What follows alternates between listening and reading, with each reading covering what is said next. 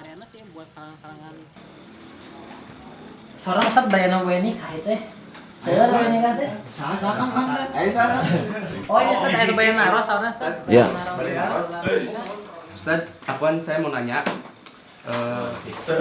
Anu atos ke alaman ku anak muda ayeuna nu namanya hijrah kan gitu kan. Problematika teh di mana hoyong menahan syahwat kan apabila pemuda tuh paling terbesar tuh fitnah wanita kan. Hijrahna gitu. Seuna anu tergebu-gebu hoyong nikah tapi tegadu ilmu. Nah, nasihatna ti Ustad kumaha Ustaz? Jadi memang yang namanya nikah itu jangankan anak yang muda belum nikah, yang sudah tua juga ingin nikah lagi. Jadi syahwat itu tidak dimiliki sama anak muda saja, ya, sama yang tua juga seperti saya. Saya usia sudah 50 lebih usianya, tapi perasaannya masih muda gitu. Ya. Nah, adapun tentang masalah syahwat dan bagaimana kita ini memanage syahwat. Syahwat itu tidak boleh dihilangkan. Syahwat itu tapi ditundukkan. Ya. Ditundukkan kepada siapa? Kepada hukum-hukum syariat Allah Subhanahu wa taala. Justru seseorang yang meninggalkan sesuatu yang dilarang oleh Allah Subhanahu wa taala, ya, awalnya kan karena dia syahwat, kemudian meninggalkan. Makanya syahwat ini diarahkan. Islam ini tidak mengkat syahwat, tidak, tapi menyalurkan, menundukkan dan menyalurkan. Makanya jalannya, bagi yang mampu silahkan nikah, yang belum mampu puasa, kan gitu. Nabi SAW mengarahkan seperti itu, bukan melampiaskan dengan syahwat ini dilampiaskan sesuai dengan nafsu, enggak. Syahwat itu tidak boleh diikat, tapi diarahkan. Pengarahannya diantaranya adalah kalau yang belum nikah maka saum, ya. Yang sudah mampu nikah maka nikah. Tentunya tadi kalau pertanyaannya umpamanya syahwat udah menggebu tapi ilmu untuk nikah belum ada. Kita lihat keadaan kita nih. Jadi makanya dalam hukum nikah ini bisa berubah-ubah sesuai dengan kondisi kita. Umpamanya kondisi kita dari biaya ada, syahwat sudah menggebu-gebu, tapi ilmu belum ada.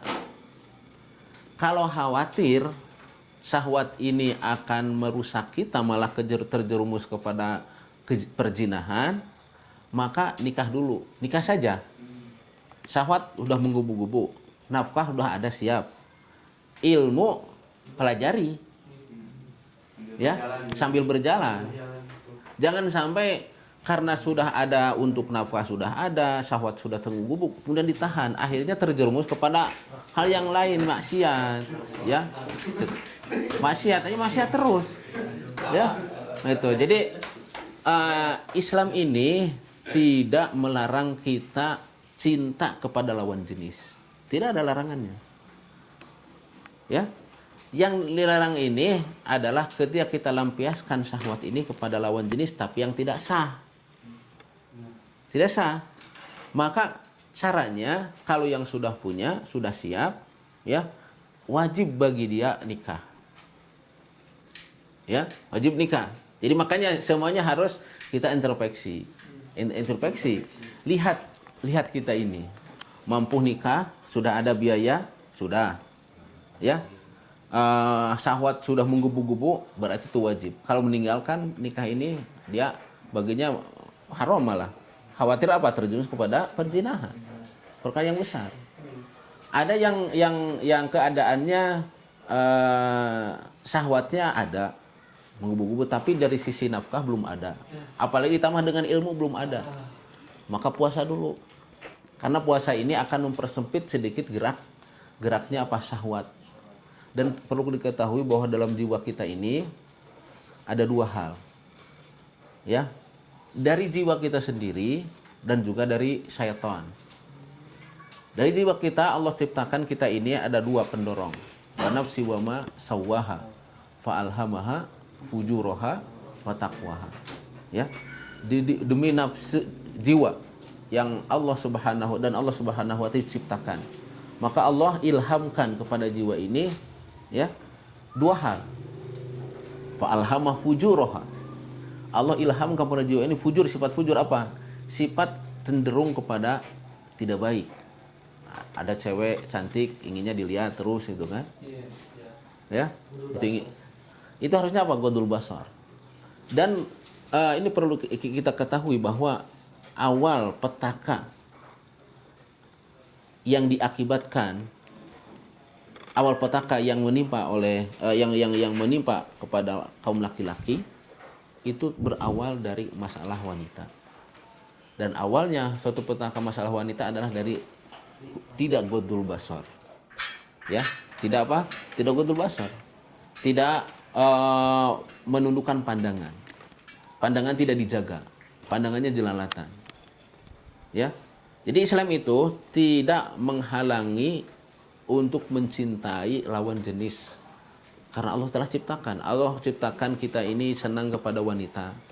Bahkan Nabi SAW juga mengatakan bahwa Allah Subhanahu wa taala jadikan aku ya itu mencintai yaitu kepada dua hal, yaitu wanita dan tib, minyak wangi. Nabi SAW Allah ciptakan cinta kepada suami, kepada wanita.